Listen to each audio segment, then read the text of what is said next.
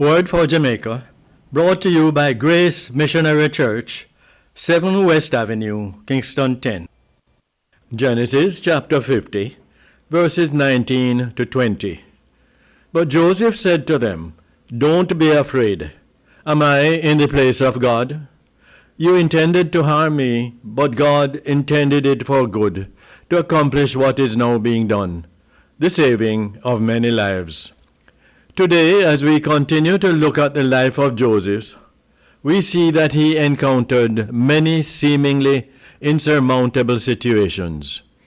In every instance, Joseph chose to trust God, and as we see in today's verses, this allowed him to have an amazing perspective about the trials in his life.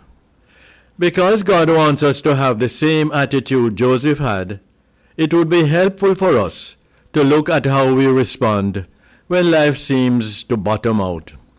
Firstly, when we are down in a pit of despair, do we demand to understand why? It is okay to ask God to help us understand why, or to seek Him for whom wisdom in the midst of troubles or trials.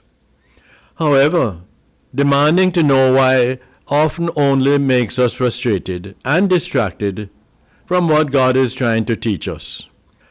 Secondly, when we encounter difficulties, do we bow to bitterness which will only destroy us? On the contrary, if we walk in confidence with the Lord and refuse to allow the breakdowns of life to destroy us, we will find serenity and peace even in difficult times. Thirdly, do we serve the Lord only when things are going good and stop serving Him in times of adversity? Remember, Joseph refused to allow his circumstances to dictate how he would serve God.